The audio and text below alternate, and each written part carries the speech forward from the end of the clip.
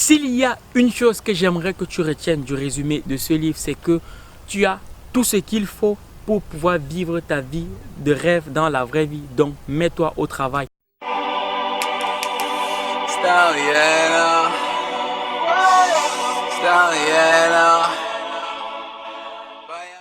Bonjour mon petit, j'espère que tu vas bien. J'espère que comme moi, tu as soif de réussite. Et bien, si c'est le cas, on est ensemble. Tu l'auras bien compris, dans la vidéo d'aujourd'hui, on va voir ensemble un résumé du livre de Zara Oyetunde qui s'intitule « Vivez votre vie de rêve dans la vraie vie ». Alors, comme le veut la coutume, on va tout de suite passer à la présentation sommaire de ce bijou.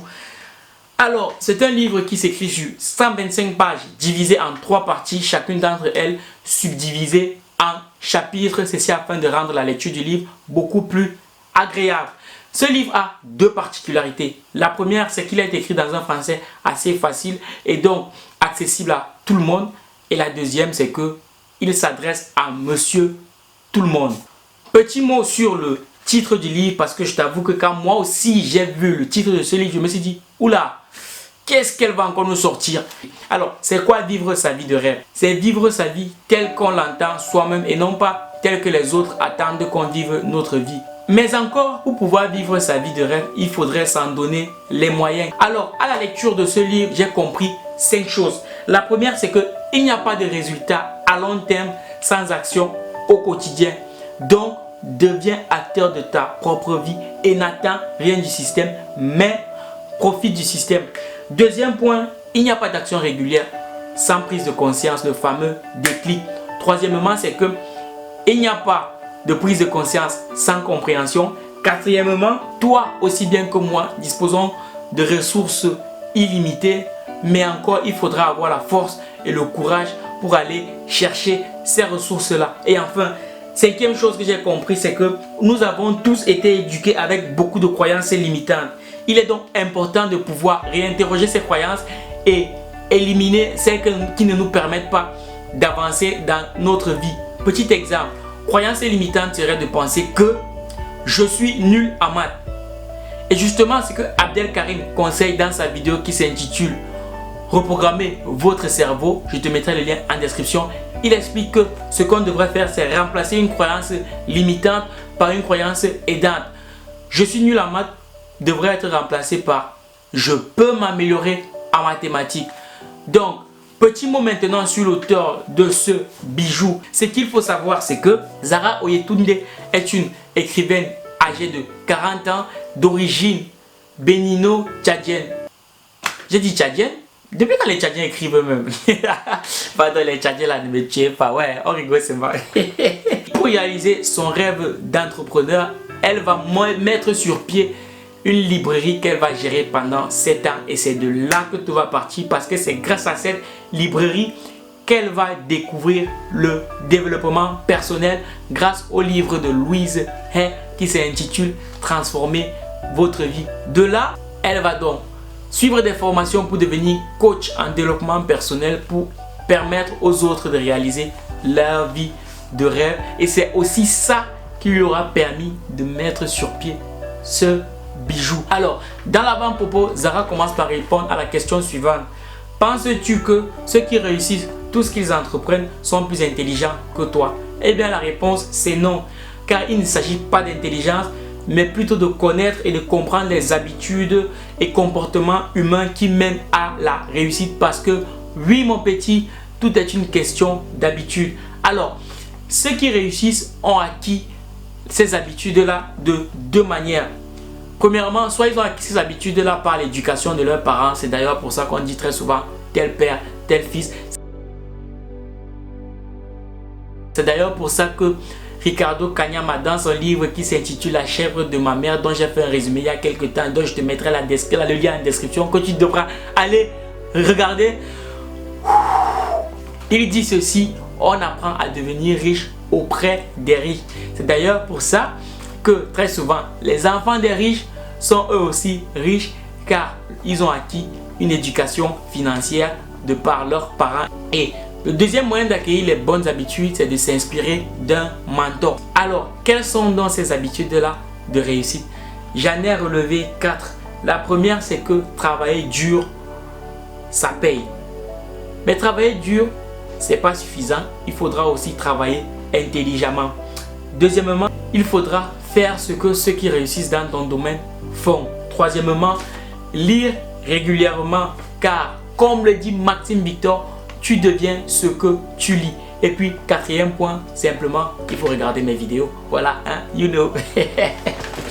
Tu sais ce qu'on dit chez nous, c'est que qui remet à demain trouve malheur en chemin. Donc, commence à prendre les bonnes habitudes dès maintenant et n'attends pas 2020 pour dire nouvelle année, nouvelle méthode. 2020, janvier 2020, c'est dans 5 mois. Donc, si tu ne le savais pas, si tu décides d'attendre janvier 2020 pour pouvoir adopter les bonnes habitudes, tout ce que tu fais, c'est repousser ton succès, ta vie de rêve de 5 mois. Ceci dit, pour la petite histoire, ça faisait plus de 20 ans que Zara nourrissait le rêve de pouvoir enfin mettre sur pied un livre. 20 ans à attendre le bon moment, 20 ans à attendre les bonnes circonstances. Mais il aura fallu 20 ans pour qu'elle comprenne enfin que le bon moment, c'est maintenant. Mais aussi et surtout que c'est une grosse erreur d'attendre que les choses s'arrangent d'elles-mêmes sans agir. Donc, deviens acteur de ta propre vie. Et comme j'aime si bien le dire, n'attends rien du système, mais profite du système. Donc, une fois que Zara aura compris qu'il faut qu'elle se mette en action pour que les choses changent, parce que comme le dit Jim Rohn, si tu changes, tout changera pour toi. Eh bien, elle s'est résolument mise au charbon et a essayé d'utiliser les moyens qui étaient à sa disponibilité dans la vraie vie pour pouvoir réaliser son rêve d'écrivain, de coach consultante, business et projets personnels et son rêve de chef d'entreprise. De ce fait, Zara est arrivée à la conclusion suivante, c'est que pour vivre ta vie de rêve, il faudra que tu changes quelque chose, que tu améliores quelque chose dans ta vie, que tu acquiers des idées nouvelles qui te permettront de créer le chemin pour atteindre tes objectifs. Parce que la vie que tu mènes aujourd'hui, ce n'est peut-être pas de ta faute. Ce n'est pas de ta faute si tu es né dans une famille pauvre, mais ça sera de ta faute si tu meurs pauvre. Ce n'est pas de ta faute si tu vis des situations hyper compliquées aujourd'hui, mais il en va de ta responsabilité de t'en sortir. Je ne t'apprends rien quand je te dis ça, mais ce n'est pas parce que tu le sais que tu feras ce qu'il faut pour y arriver. Pourquoi? Eh bien parce que très souvent tu n'as pas une motivation assez forte pour pouvoir aller jusqu'au bout des choses. C'est d'ailleurs la raison pour laquelle au début tu es très enthousiaste, mais quelques jours après tu as tout qui retombe. Ceux qui ont décidé de se mettre au sport et qui ont arrêté une semaine après savent de quoi je parle. Et donc ce que Zara propose, c'est de trouver un pourquoi assez fort pour pouvoir rester concentré sur son objectif, car le pourquoi est un moteur très puissant. Moi qui te parle en ce moment, j'ai maintes fois au début, quand je faisais au début de mes vidéos, voulu arrêter de faire des vidéos parce qu'au début rien ne marchait, ça décollait pas, bref, c'était un peu voilà. Et donc il y a 3 choses qui m'ont permis de continuer, de persévérer dans ce que je suis en train de faire. La première chose, c'était une phrase de Thierry Nyamen qui dit que une entreprise qui doit marcher ne marche pas forcément au début. Donc, il faut persévérer. La deuxième chose, c'était le soutien de ma copine, merci Bibi, et de ma cousine Mami Nadi. Je te salue oh. Et puis, la troisième chose, c'était mon pourquoi. Parce qu'à chaque fois que j'ai voulu arrêter, j'essayais de me rappeler pourquoi est-ce que j'ai commencé à faire ces vidéos et pourquoi est-ce qu'il fallait que je continue. Et bilan des courses, je suis encore là aujourd'hui. Comment trouver un pourquoi assez fort? Eh bien, Zara y répond très clairement dans la partie 1 qui s'intitule comprendre pour agir. Pour comprendre, il faudra premièrement sortir de ton schéma de pensée habituel. Donc, moi je t'invite vivement à prêter beaucoup d'attention à ta manière de penser, parce que c'est ta manière de penser qui guide ton comportement, qui guide les décisions que tu prends et qui définit aussi tes habitudes. Donc si tu veux adopter des habitudes nouvelles, des habitudes de réussite, il va d'abord falloir revoir ton schéma de pensée. Il faudra que tu t'autorises à voir les choses différemment, à voir les choses sous un autre angle et à voir les choses sous une autre perspective, parce que tout est une question de perspective. C'est un peu comme l'histoire du verre à moitié vide qui est aussi un verre à moitié plein. Robert Kiyosaki l'explique aussi très clairement dans son livre qui s'intitule Père riche, Père pauvre, avec l'exemple ci-dessus. Regarde la montre qui s'affiche à l'écran.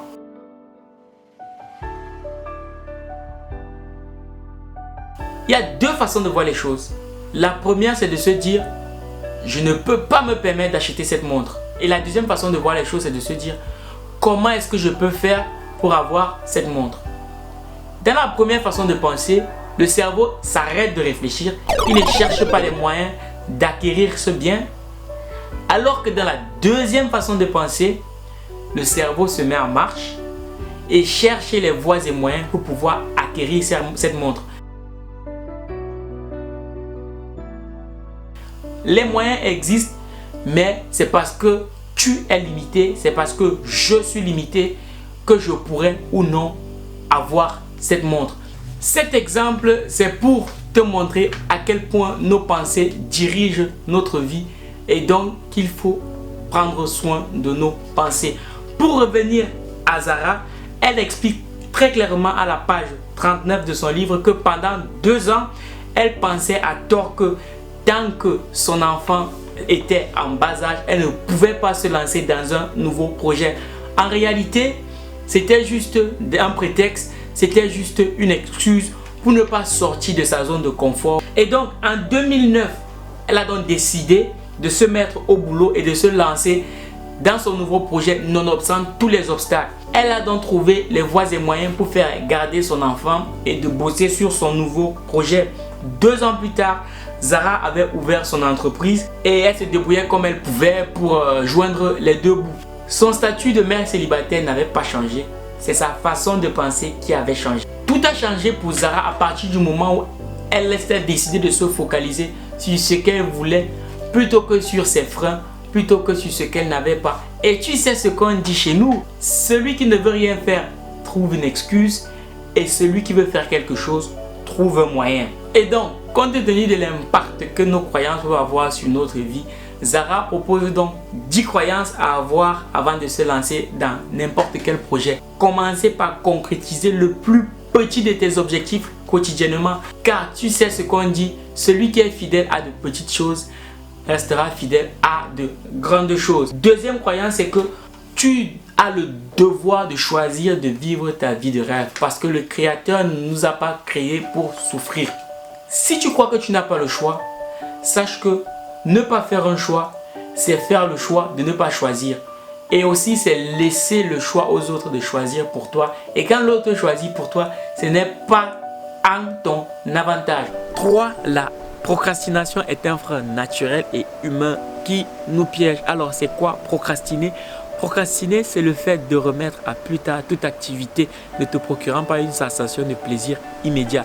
C'est un phénomène naturel. Pourquoi? Eh bien parce que le cerveau interprète toute activité lui demandant un effort supplémentaire comme étant une activité contraignante, comme une activité sans plaisir.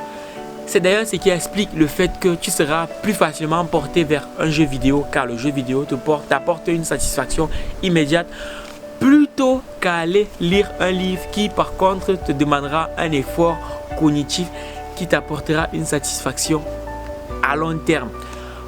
Beaucoup culpabilisent lorsqu'ils procrastinent ou lorsqu'ils ont procrastiné. En soi, selon Zara, procrastiner n'est pas quelque chose de mal en soi. C'est quelque chose de naturel. Donc, que tu le veuilles ou pas, tu procrastineras.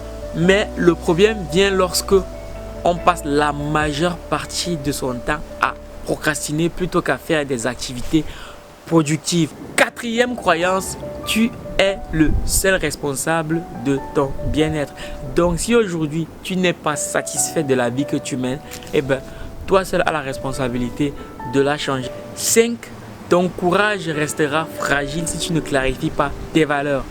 Je répète, ton courage restera fragile si tu ne clarifies pas tes valeurs. Alors, c'est quoi le courage? Le courage, c'est cette force morale qui te permet de faire face à un obstacle et de le franchir. Par nature, nous sommes tous pourvus de courage. Même si par moment, tu pourras avoir l'impression que tu as moins de courage que moi. En fait, pour Zara, il ne s'agit pas de courage, mais il s'agit de la nécessité de clarifier ses valeurs, de clarifier ses idées, de clarifier ses objectifs. Pourquoi? Parce que lorsque les idées sont claires et les objectifs précis, un plan d'action te permettra de faire face aux obstacles pas à pas et le courage t'accompagnera naturellement. En gros, si tes valeurs sont alignées à tes objectifs, eh bien, le courage suivra tout naturellement. Donc, clarifie tes valeurs. Sixième croyance, le conditionnement et les idées limitantes sont ton premier ennemi. Tu sais, l'être d'exception que tu es le fruit de ton éducation, de ta culture et de ton environnement. Le problème vient du fait que très souvent, cette éducation-là, elle parsemée d'idées limitantes. Donc, il est très important que tu prennes conscience de ces idées limitantes-là qui t'empêchent d'avancer et justement de savoir t'en débarrasser. Aussi, Zara insiste sur le fait qu'il va être très important de garder un état d'esprit positif parce qu'un état d'esprit positif permet d'attirer des idées positives et c'est donc des idées positives que naît l'inspiration. Septième croyance, c'est que les obstacles ne sont pas infranchissables. Huitième croyance, savoir prendre le temps pour construire sa vie de rêve car comme le dit Ricardo Kanyama, rien ne se fait en dehors du temps. N'attends pas d'avoir 100% du temps qu'il te faut pour pouvoir bosser sur ton projet. Si par jour tu ne peux avoir que 10 minutes pour bosser sur ton projet, eh bien prends ces 10 minutes là pour bosser sur ton projet parce que c'est toujours mieux que rien. Donc prends le temps de faire les choses. Ceci dit, quand tu prendras le temps de faire les choses, il faudra que tu commences par faire les choses les plus importantes, les choses prioritaires. Parce que la vérité c'est que tu n'auras jamais assez de temps pour faire tout ce que tu as envie de faire, mais tu auras toujours assez de temps pour faire les choses les plus importantes. Neuvième croyance, c'est qu'il faut développer ton intelligence émotionnelle. À mon sens, c'est le point le plus important, mais c'est aussi le point le plus compliqué à appréhender. Alors, c'est quoi l'intelligence émotionnelle? C'est le fait de pouvoir gérer ses émotions. Pourquoi est-ce qu'il est important de savoir gérer ses émotions? Eh bien, parce que cela te permet d'entretenir de très bonnes relations avec les autres. Car seul, tu iras vite, mais ensemble, vous irez plus loin. Et comme moi, j'aime si bien le dire, rien ne dépasse la relation humaine parce qu'on devient quelqu'un derrière quelqu'un. Justement, en ce qui concerne les relations humaines, je te conseille vivement d'acquérir le livre de Dale Carnegie qui s'intitule « Comment se faire des amis ». Tu en apprendras énormément. Dixième croyance à avoir et la dernière d'après Zara, lorsqu'on veut monter un projet, eh bien, c'est de toujours avoir un plan B parce que le plan B t'apporte une certaine sécurité et tu sais ce qu'on dit chez nous, on ne sait jamais. Dans le chapitre 2, Zara nous explique clairement que si on veut pouvoir vivre la vie qu'on rêve, eh bien, il est très important de comprendre nos désirs et nos aspirations. Ceci dit, il est très urgent de se poser la question de savoir qu'est-ce que je veux, quelles sont mes aspirations, quelles sont mes valeurs. Mais le plus important encore sera de trouver des réponses à ces questions. Parce que si tu ne sais pas où tu vas, eh bien, la vie va te mener par le bout du nez. Et comme le dit si bien Maxime Victor, si tu n'as pas de projet, tu feras forcément l'objet du projet de quelqu'un d'autre. Tu sais, pour la petite histoire, il y a quelques mois en arrière, j'ai discuté avec une fille très intelligente qui était en cycle doctorat. Et on connaît tous les efforts qu'il faut fournir pour être en cycle doctorat. Et je lui ai posé la question de savoir, ah, c'est cool que tu sois en cycle doctorat aujourd'hui, mais comment est-ce que tu vois ta vie plus tard? Où est-ce que tu vas avec ce doctorat? Elle m'a dit, je ne sais pas. Je ne sais pas, j'ai fait les études, ben, je verrai bien plus tard. C'est triste parce qu'elle s'est donné tout ce mal, elle s'est été très intelligente, elle a essayé de progresser jusqu'au doctorat, mais elle ne sait toujours pas à quoi va déboucher ses études. Donc moi je te conseille vraiment de ne pas faire la même erreur qu'elle, de prendre le temps de te poser la question de savoir ce que je fais, où est-ce que je suis en train d'aller. C'est très important de se visualiser plus tard parce qu'il est très compliqué d'atteindre une cible qu'on ne voit pas. Et pour certains, il est fort probable que au départ votre vision ne soit pas claire. Eh bien, il faudra travailler dessus pour pouvoir éclaircir ta vision au fur et à mesure. C'est d'ailleurs ce qui s'est aussi passé avec ma chaîne YouTube parce qu'au départ, je ne savais pas exactement quelle direction est-ce que je voulais donner à ma chaîne. Du coup, c'était compliqué pour les uns et les autres de me suivre. Et au fur et à mesure, avec le boulot, avec mes lectures, avec quelques expériences, j'ai précisé mon chemin et aujourd'hui, je sais exactement quelle direction est-ce que je veux donner à ma chaîne. Donc, le tout n'est pas d'avoir des idées précises au départ, mais c'est de clarifier ces idées. Si tu as du mal à clarifier tes idées tout seul, eh bien, tu pourras toujours te faire aider par un coach parce que seul, tu es limité alors qu'avec un coach, tu pourras mieux te développer. Dans la partie 2 du livre de Zara qui s'intitule « Prendre conscience pour agir », Zara met l'accent sur le fait que la prise de conscience est le fameux déclic qui te permet de passer à l'action. Parce que je suis sûr que toi aussi bien que moi, nous avons déjà tous rencontré quelqu'un qui se plaint chaque jour des mêmes problèmes de boulot, des mêmes problèmes financiers, des mêmes problèmes de couple, mais qui à l'inverse ne fait rien pour changer la situation dans laquelle il se trouve. Qui à l'inverse pose chaque jour les mêmes actes et s'attend à avoir un résultat différent. Et aussi, ces mêmes gens sont tout le temps en train de trouver des excuses pour ne pas agir différemment, des excuses pour justifier leur léthargie, des excuses du genre « ce n'est pas le bon moment, je n'ai pas assez d'argent, ma famille n'est pas assez aisée, le système de ce pays est pourri ». Eh bien, tu vois aussi que ces mêmes personnes-là se focalisent toujours sur ce qu'elles n'ont pas. Tu es peut-être cette personne-là et moi, je t'invite aujourd'hui à te poser la question de savoir avec ce que j'ai, comment est-ce que je peux faire pour obtenir ce que je veux? Parce que, comme j'ai l'habitude de le dire, on a tous des ressources autour de nous, mais maintenant, il faut savoir comment les utiliser. Tu sais, les solutions aux problèmes que tu rencontres, moi, je continue de croire qu'elles existent. Mais c'est notre mode de pensée et notre façon d'agir qui nous empêche de voir ces solutions-là. Pourquoi agir différemment? Eh bien parce que comme le dit Einstein, la folie c'est de faire la même chose et de s'attendre à des résultats différents. Donc moi je t'invite vraiment à prendre 5 secondes pour réfléchir sur ta façon de penser, sur tes habitudes, sur ton comportement. Tu verras que les habitudes qui conduisent à des résultats médiocres ont besoin d'être remplacées par des habitudes beaucoup plus satisfaisantes. Ceci dit, Zara propose de commencer à habituer son cerveau à de petits changements afin que les grands changements soient beaucoup plus acceptés par le cerveau. Parce que si le cerveau est habitué à de petits changements, il acceptera mieux des plus gros changements. Un petit changement serait par exemple de prendre une route différente pour aller au boulot ou pour aller à l'école. Maintenant que tu sais que si tu veux avoir des résultats différents, il va falloir que tu agisses différemment. On va tout de suite passer à la partie 3 qui s'intitule « Agir au quotidien avec la méthode de réussite ACTES ». Deux choses à savoir au préalable, c'est que premièrement, la compréhension et la prise de conscience nous amènent naturellement à l'action.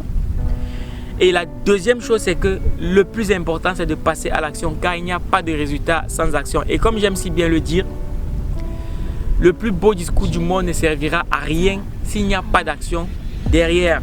Petit mot sur la méthode de réussite ACTES élaborée par Zara. Petite précision, ce n'est qu'une méthode parmi tant d'autres. Donc il est possible que ça ne marche pas pour toi. Eh bien il va de ton ressort de trouver une méthode qui pourra marcher pour toi. Donc comme tu l'as bien remarqué, ACTES est un acronyme constitué de 5 lettres et chacune de ces lettres représente une action à poser au quotidien pour pouvoir se rapprocher de son rêve. La lettre A comme action, c'est-à-dire il faudra que tu poses une action tous les jours. N'attends pas le bon moment, n'attends pas d'avoir plus d'argent, n'attends pas le moment parfait. Parce que si tu réfléchis bien, tu verras qu'il y a bien un acte que tu peux poser au quotidien pour augmenter ta valeur, pour te rapprocher de ça à quoi tu aspires.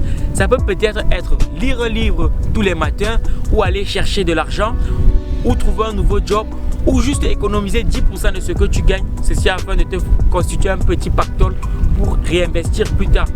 Pour ma part, ce que je fais au quotidien, c'est que je lis tous les matins pour augmenter ma valeur, pour augmenter mes compétences.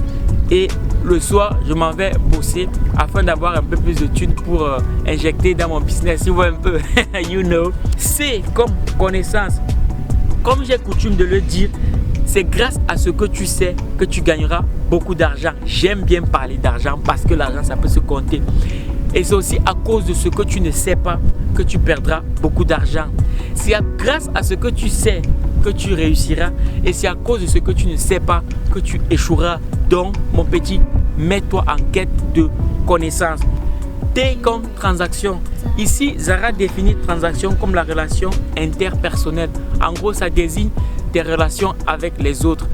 Elle insiste sur le fait qu'il ne faudra pas que tu négliges tes échanges avec les autres parce que c'est cela qui te permettra de faire évoluer ta façon de penser. Justement, quand on parle de faire évoluer sa façon de penser, ça me fait penser, ça fait beaucoup de penser quand même, non? Ça me fait penser à une petite discussion que j'ai eue quelques jours en arrière avec une cadre infirmière. Elle m'expliquait que en début de carrière, pendant 2 ans, pour payer sa maison, elle a travaillé 12 heures par jour, 7 jours sur 7. Ce qui fait en tout 84 heures par semaine. Sachant qu'en moyenne, en France, les gens travaillent 35 heures par semaine. Doivent travailler à peu près 3 fois plus que la moyenne. Ceci m'a permis de comprendre que c'est possible de bosser autant. Et elle m'expliquait qu'en fait, c'était juste un rythme à prendre. Une fois que tu étais lancé, après la machine suivait tout seul. Avant d'avoir discuté avec elle, moi je ne pouvais pas imaginer que cela était possible. Mais après avoir discuté avec elle, je me rends compte que c'est possible, que si elle a pu le faire pendant une période donnée de sa vie, eh bien, à un moment donné, s'il le faut, je peux aussi le faire.